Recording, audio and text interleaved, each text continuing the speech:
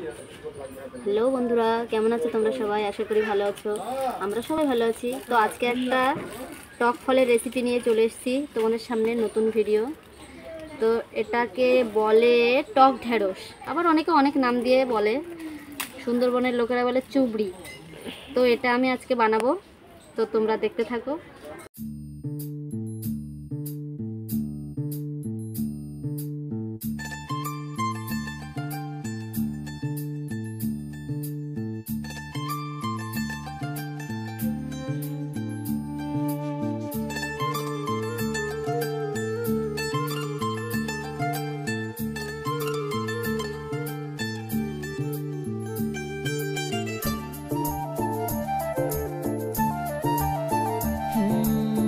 মন চায় শুধু সেই কথা বলতে, মন চায় শুধু একসাথে চলতে, মন চায় শুধু সারাদিন দেখতে তোমাকে।